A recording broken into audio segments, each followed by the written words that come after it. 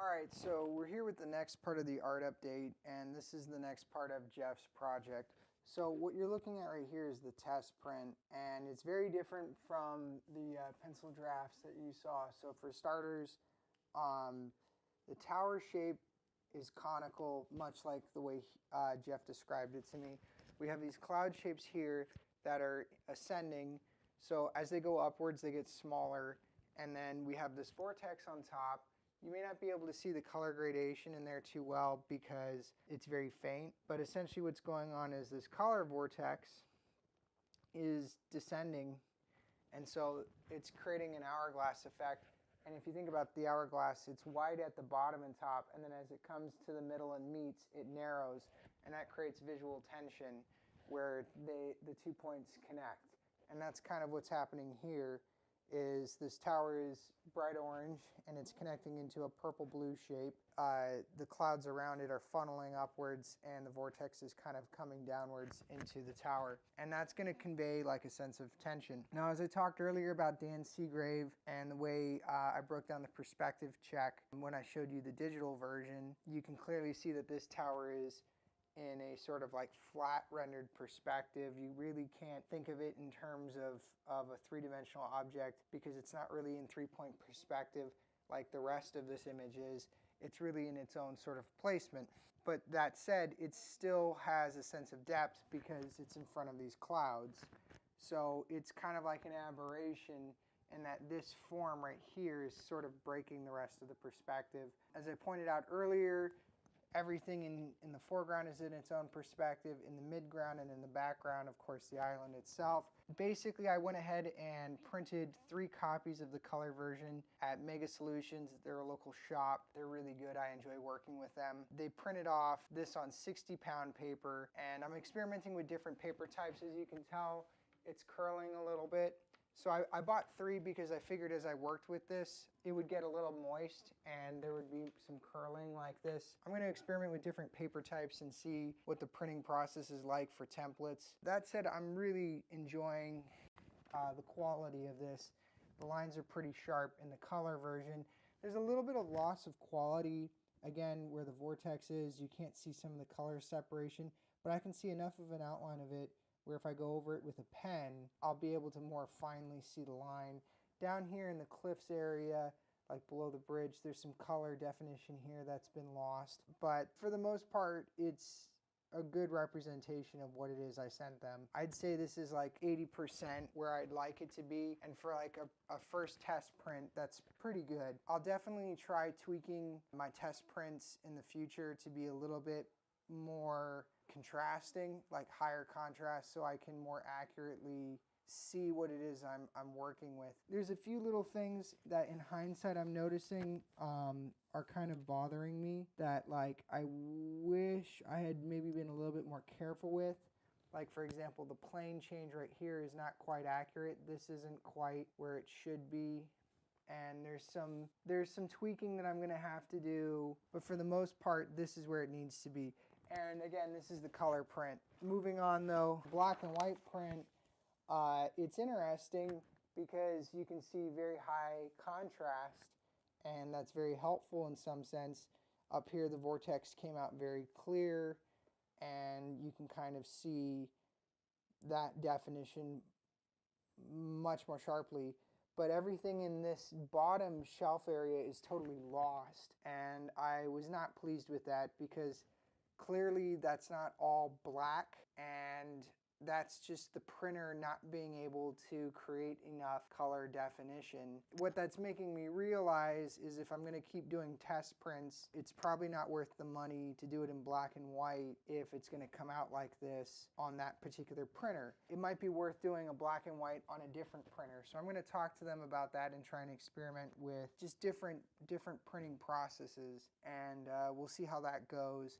but this was pretty good for the first time working on a test print like this, building it digitally, making a test print, and then actually making the hand drawing based off of the test print. And this, again, this is the first time I've ever done this kind of workflow. Usually I do everything the traditional style, draw it all out on paper and refine and refine. I felt like that was too difficult for this project just because of the amount of like perspective, shapes and stuff that I had to create. But for the most part, it's where it needs to be, and I'm happy with that. So the next phase is going to be going over all of the stuff in this one that was lost, like going over the vortex with pens. Certain areas over here I'll go over it with some ink and make some corrections on this copy. Do the same thing on this one, and then once those lines are drawn in, throwing it on the light box and tracing it. So we'll see how that goes. The next thing I'll show you is probably my initial tracings, how those came out. And yeah, so thanks for watching. You're watching the acid drip. All right, what's up guys? Bit of an art update today. I've made a lot of progress. Real quick, what you're looking at over here is one of the drawn templates, or what am I saying? Drawn templates. One of the printed templates that I've drawn on. I'm gonna get a closer shot of this because it's not gonna really show up too well on the camera. But what you'll see around here are some graphite marks where I've come in with, you know, mechanical pencil, and I've just drawn over all of my lines. I've made a few little edits here and there, like a few little things that I think in hindsight could have maybe come forward a little bit more. But for the most part, everything is just a trace over in the graphite. So this paper is, I believe, 60-pound paper, which means that it's very, very thin. When I throw this on the light box, it's really convenient because the light passes through around the graphite marks. The ink is so thin and the paper is so thin it just comes through, but the graphite is really dark and it comes out very clear. And I'm very grateful for that because it makes this process way easier for me. Certain things don't need to be traced, like these clouds. You can very clearly see the edge, but there's some degradation of color right here in the vortex, and that's just due to a printing error. So I went ahead and traced the edges of those to make it very clear. Same thing with these rocks. Some of them are very difficult to see because just color-wise, there isn't a lot of variation. Certain areas are very dark, and it's just not very clear what it is I'm looking at, what it is I'm seeing. Going over it in graphite has helped a lot. What I've done now is I've taken those graphite renderings that have helped me see this, and I've started tracing it. So this is one of the initial tracings, and what you're looking at right here is the bridge from the weird island thing. And here is that same island and the main bridge. So one of the things I realized is that this plane right here, this orange top plane, it's obviously on the same plane as this orange shelf. The trip about that was really like setting me off was that as I traced this over, I created the outline, but it was a very square outline and it didn't really look very natural. I wanted to rough it up and give it edges and make it look like it was crumbling and so on and so forth. I ended up creating some points of tension where from the same point, two sides of this surface is collapsing inwards.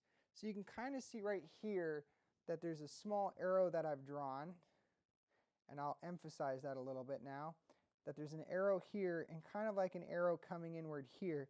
And that was a little edit I made in the drawing where I decided, you know, I want to make this come more inwards. Interestingly, this creates a point of tension where it feels like there's a bend and that this point here is on a different plane than this point, even though they are on the same plane. They're on the same exact level plane and they should be coming together. But there's this tension here, and that's because both sides are collapsing into this middle area, which is kind of described here in my drawing. What ended up happening is it looked like, instead of it being flat, it looked like it was bending upwards. And that was just a weird optical illusion, and it took me a long time to realize that. That interrupted my ability to work on this draft. I literally took this draft off the light box and I looked at it and thought, what am I doing wrong? This has to be the right plane. I'm only further describing the top surface. And what I realized is it was, like I said earlier, an optical illusion. So my first draft, I was kind of like totally thrown off by that. But in my second draft, I got much further along and I much more developed this sort of bridge network. And so I was really proud of that, because here I started creating recessions in between the forwardmost facing sides of the crag. That's this white space, but the shaded graphite space, the dark spaces in between, are receding. So it gives you more visual information as to what's forward in space and what's further back. Anyway, this kind of helped me identify more of like what was going on in the overall structure of the piece, and it helped me just see things with greater depth and also just make the piece more interesting, because I was just providing the viewer with more information. So this was the first draft where I really got a lot of development down and like a really sophisticated sense of my planner development. I also found a way to sneak in some small little Easter eggs into this drawing by using this particular style. So there'll be little hidden messages written into the rocks, and it will look like, you know, crags and cracks and crumbly bits of the rock, but it'll really be spelling words. So look around through this whole area and you'll see hidden messages written in there, you know. I'm going to undermine your psychology. You know, like in Led Zeppelin 3, where they said if you played the record backwards, they were like worshiping the devil. So I was like in the 12th grade or something like that, and I played the record backwards, and it sounds like at one point he's saying Devil's Snow. And I literally listened to Led Zeppelin 3 backwards like 4 times, and then I realized, you know what, I'm an idiot. This is a waste of time. But this right here, this drawing, was not a waste of time. This was a very good use of time. It was very informative and very useful. Moving on. I started playing with the clouds. Playing with the clouds was really important. So I'm going to move this again. Get this in view. There we go. So right here what we have is the left bottom cloud. And these are both volumetric shapes, but they're slightly different from each other. This is a volumetric shape with a clearly defined edge. Part of the reason why I didn't pencil over it is because the edge was so clearly defined. When I threw it on the light box, I could just see the edge. Here though, the edge is not as clear and it's much more ambiguous. And the cool thing about that is it's going to create a more abstract cloud, but I'm still going to treat it like a volumetric shape. So in order to do that, I'm going to create 4 colors, 1, 2, 3, 4, 1 being the lightest, 4 being the darkest, 1 being used for parts of the cloud facing into the light, right here, here. This is facing away from the light, 3, 4 facing the furthest most away from the light. Now obviously if this is facing into the light, this shouldn't be symmetrical on this side. This was mostly here as a photo representation for the client. But when I actually do the lighting, this is going to be flipped around. This front plane will probably be darker. This will be the lightest. This will be light. This will also be very dark. That development though will come later on. The real trick though will be taking those colors and using an abstract set of lines that are kind of hinting at the edges of the planes and coloring within the lines and around the lines with those 4 tones, and then at the edges kind of blending them. That way it doesn't look like the clouds have an actual hard edge, because clouds don't have a hard edge. They're soft and fluffy and curly and like cotton balls and stuff. They don't have hard square edges like they do in this one. These hard edges are really there for me to define what it is I'm looking at and to see it very clearly.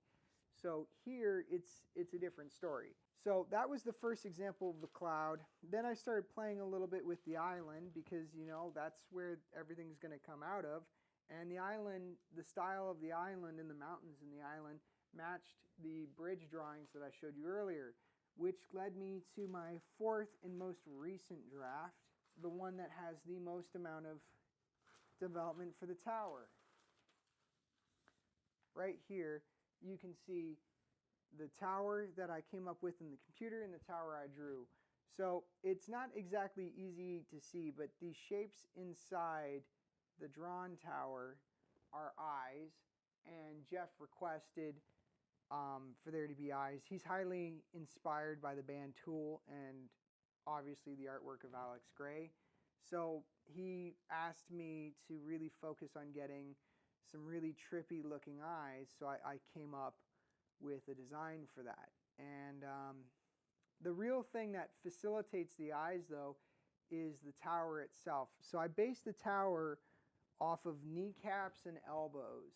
So if you think about your elbow, right, you've got your forearm and then your bicep, and this is a joint.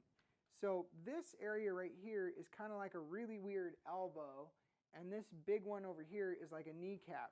The knee bending that way, the elbow bending backwards. So it's like a thigh going into a knee, going into your calf, going into your forearm, going into your elbow, and then going upwards. And I wanted it to have like a muscular sort of feel to it, like it was genuinely made out of flesh. And I'm going to work with it a little bit more so it looks more natural and not just lumpy sort of flesh, but more like smooth and very curvy, but not like a bag of acorns, you know. People joke and say that Michelangelo's people sometimes look like a bag of walnuts or bag of acorns or something, because his people are drawn with like lots of lumps and bumps. And like that's not a bad thing. It's his style. He was, you know, the great Michelangelo, whatever, you know, ancient drawer guy, whatever, Sistine Chapel, you know, totally overrated. I'm kidding. He's great.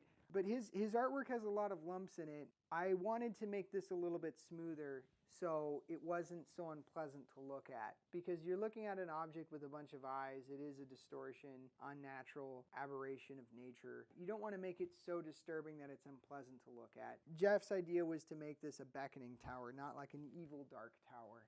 I fully developed the clouds like I talked about earlier. I know where the edges are and where things kind of go and how I will flesh out those shapes more fully. The last thing to do is to put all of these drafts together. I have a very specific process for that. I will be taking this draft and all of those and combining them onto a new sheet of drafting paper. This is 16 pound, this is 60 pound.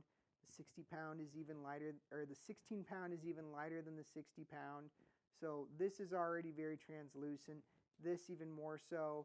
Without even holding this up to the light, you can kind of already see some of the blue coming through here. And this paper is folded over. So if I just lay it flat and hold it down, you can definitely see some of the color in between. So this stuff is really good for tracing. I really enjoy working with this. It's very sheer, very smooth. It really takes very well to my pencil. I'm really happy to be working with this 16-pound stuff. Really excited to draw the final version. That will probably begin on Friday. I will do maybe a little bit more drafting on this sheet, making sure that everything is perfectly outlined on here. I'm going to be going over some more of the mountains in the pencil graphite and checking those lines. And then Friday, I will begin drawing the final version on the drafting paper.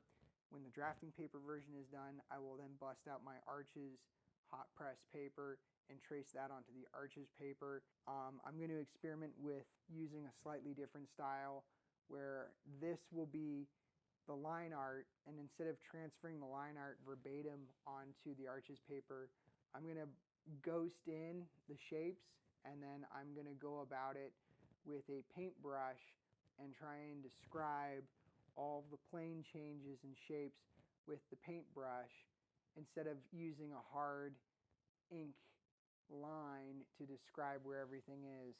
And yeah, so I'm getting there. I'm about, I'd say, 75% of the way done with this project. I'm really excited to be taking the next steps, and I'll let you guys know how it goes.